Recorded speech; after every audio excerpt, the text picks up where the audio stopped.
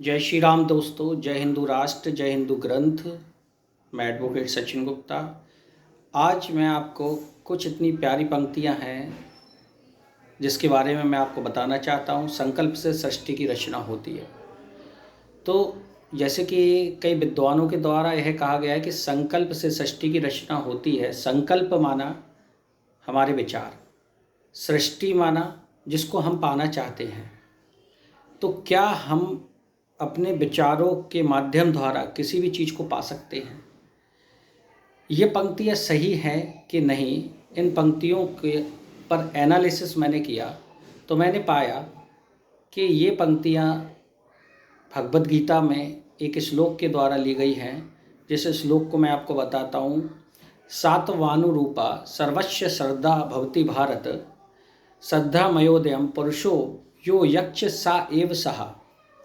अर्थात मनुष्य जैसा संकल्प करता है और विश्वास करता है वही चीज़ उसको मिलने लगती है।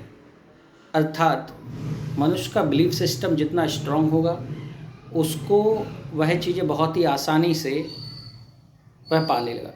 बिलीफ सिस्टम मीन्स टू से आप किसी भी चीज़ को पाने के लिए कितनी बार उस पर विचार करते हैं, उस पर कितना अडिग विश्वास है। जैसे कई विद्वानों ने यह कहा है कि आप जितना ज़्यादा किसी भी चीज़ में विश्वास करोगे वह आपको धीरे धीरे धीरे अट्रैक्ट करने लगेगी। हाँ, मैंने एक शब्द किया, अट्रैक्ट करने लगेगी। तो मैं आपको ये बताना चाहता हूँ, यह जो मैं प्रीवियस कई सारी वीडियो में बताया हूँ और ये मेरा 6वां प्रयास है।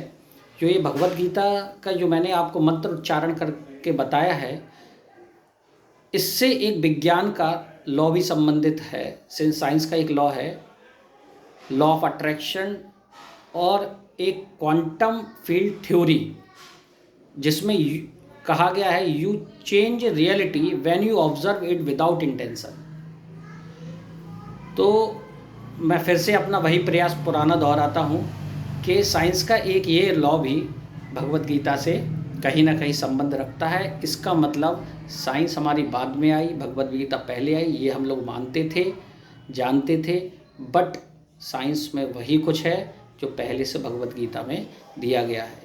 इसलिए मैं आपको फिर से कहता हूँ, साइंस तो पढ़ाना है मेरे को, आप भी पढ़िए, बट उससे पहले आप ये भी जानिए जो हम हिंदुओं का मेन ग्रंथ भगवद गीता है वह कोई साधारण ग्रंथ नहीं है।